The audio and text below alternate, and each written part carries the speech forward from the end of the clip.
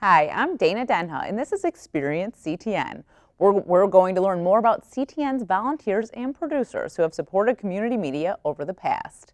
I'm here with Josie Parker, Library Director for the Ann Arbor District Library. That's still your position, That's correct? still my position. Thank you, Dana. So, has that always been your position with the library? Did you come to AADL with that position? Or? No, I did not. I came in 1999 to manage the youth department, and then became a manager for the youth department and the circulation department, and then in 2002 was made director of the library. So I've been director of the library about just a little bit over 15 years. Wow. Yeah. So you made your way up through the ranks pretty quick. Well, in AADL I did. I'd worked in Chelsea District Library and at Ypsi before I came to Ann Arbor District. I was a youth librarian in both those places and managed the youth department at Ypsilanti. So what attracted you to the AADL and coming there from the other libraries in the area? It was actually it was a difficult decision. I loved the job at Ypsilanti, and I loved the community in Ypsilanti. Ultimately, it was a professional growth opportunity. Mm-hmm. I did not anticipate it being to the director's office, but I did see it as being a growth opportunity because I was able to manage more people. We were able to do more programming. There was a larger budget for collection development, and all those things mattered if you were trying to build a resume to take on a more responsible management position. So, and it turned out through just consequences and things that occurred, I was in the right place at a time when I was able to be the director of the library, having not been the director ever at a library. So it's been a great experience. I was wondering, it had to have been a strange transition to go from being a youth librarian and working with the kids to being the library director.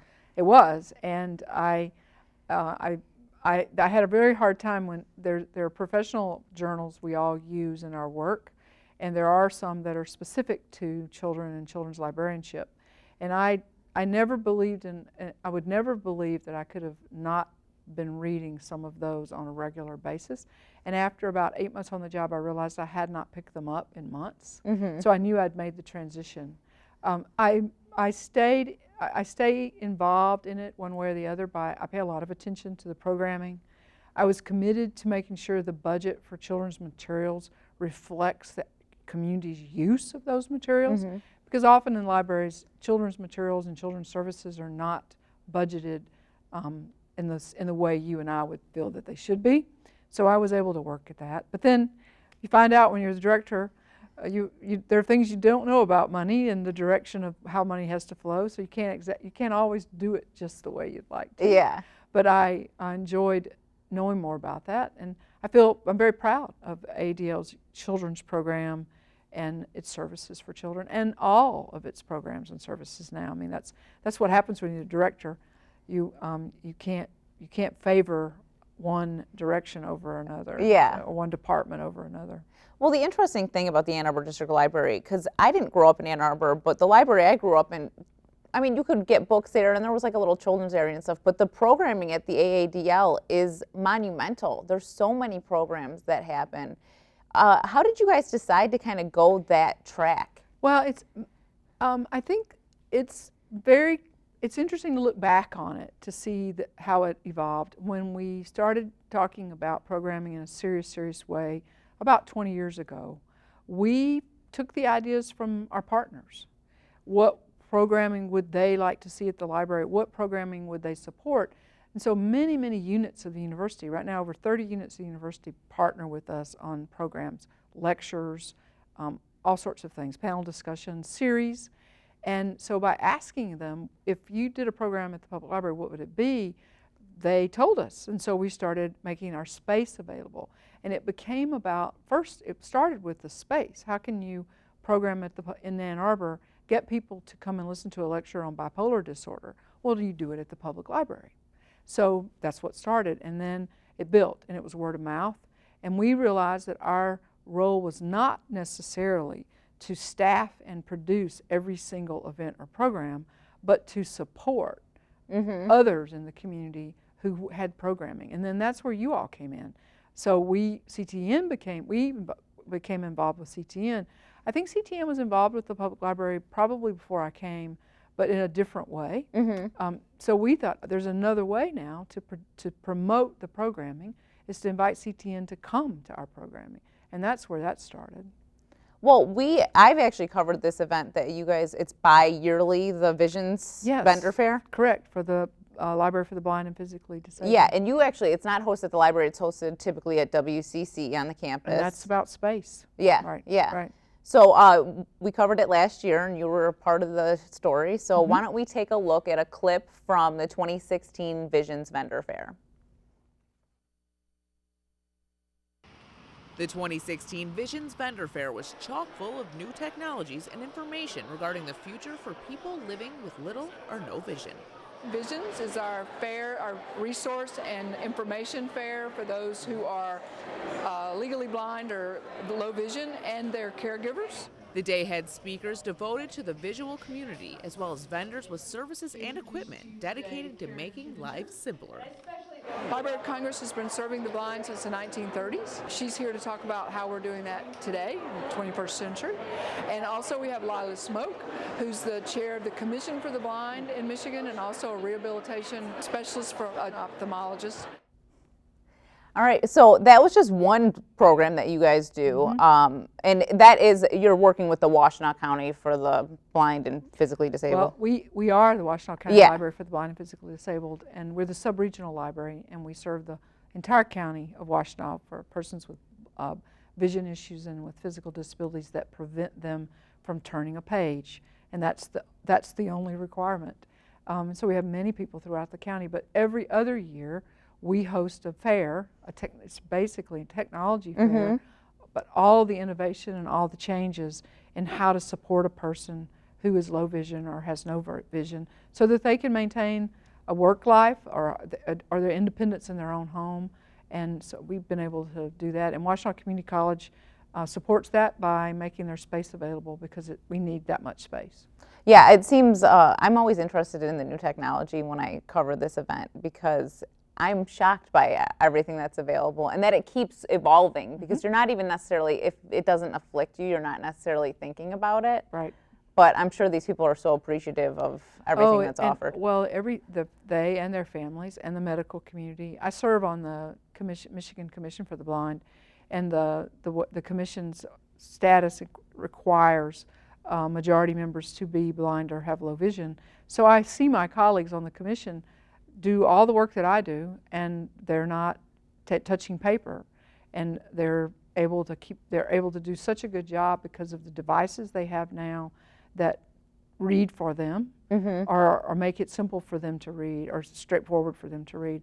It's very impressive. It's not the terrible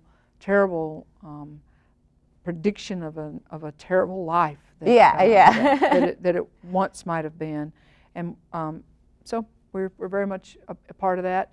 We work with the National Library Service and at the Library of Congress and through the State Library of Michigan to provide that. The library also has, I mean, it's so much more than just books at AADL. And I actually have a story coming up that will premiere on FYI in the coming weeks about, you guys have a 3D printer and you can take classes in 3D printing. We had open lab for the 3D printer on the last week, I think. So people could come in and if they had something they wanted to do or try to fabricate, they were able to do that at the library. We have a space now in the downtown library that's called the Secret Lab, and it's for all sorts of programming. Today is Space Lab, and it's for children who are out of school. So there are all sorts of activities today down at the downtown library about space and space exploration. And we have an astronaut coming in this afternoon to talk to children about being in space. So that's so all that sort of programming.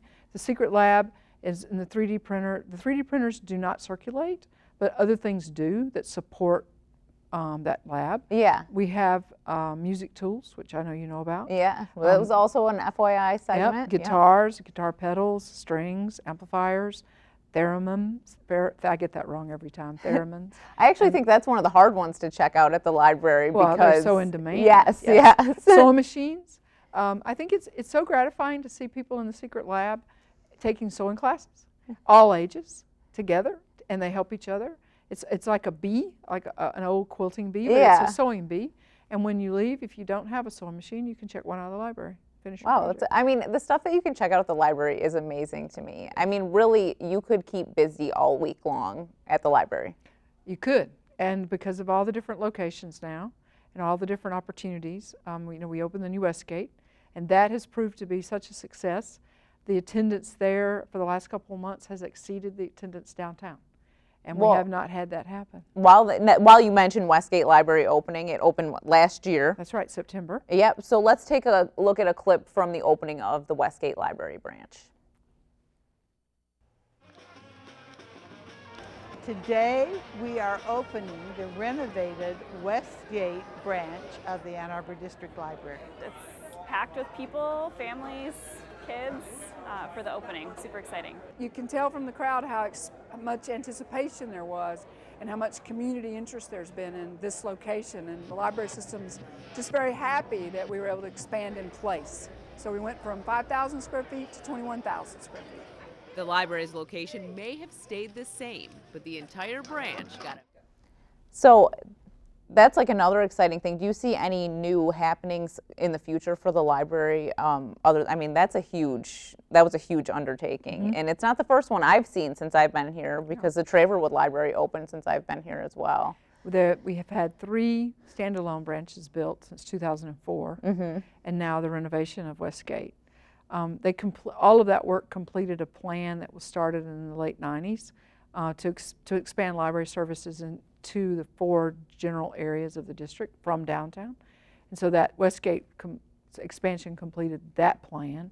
I think the success of Westgate actually begs the question of how to provide library services and what type of space, what space to make available. We have meeting rooms there, a 5-person meeting room and an 8-person meeting room that are requestable online with the library card.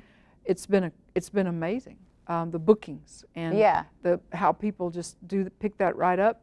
They go in at their time, they leave when they're not supposed to be there. It's been very amazing and very gratifying to see how well people handle that. That type of space is in very high demand in the community. The reading room, it's a very quiet space with a fireplace. Every chair is taken, every chair. It's so interesting to me how I want to ask people, where were you before last September, right? And because they're just there. The Sweetwater's is a part of it, and having the coffee shop and the library blend, there's no real demarcation, and that's on purpose. We changed how we organize materials there. The Dewey's gone from Westgate. I remember that. I made sure to put that in that story because it was an interesting little tidbit. It's more like going to a bookstore. It is very much like going to a bookstore. It's been, there have been some concerns about it, but for the most part it's been very well received, and the circulation is very high there. What it does is it sets up a situation for all of us to stop and look and think, what's next? How do we go forward? What's the best way to provide library service to the next decade of this century? And while I think there are tried and true aspects of public libraries, the circulating, the loaning of material, the loaning of books are not gone and they're not anywhere near going away, but there's so much more. The space itself, the community aspect of being in a place with other people who are like-minded matters. Well, let's talk a little bit more about your experience with CTN. So we were talking about before the show, you've been on Conversations more times than I could count. So what was it like being on Conversations and spending time with Jim Blow, who's definitely a CTN staple? I have always looked forward to it. What makes it interesting is Jim's history background, because he's interested in that aspect of library service, is how do you bring the history into the conversation and make sure that you touch on how we became and how we are where we are, which I think matters.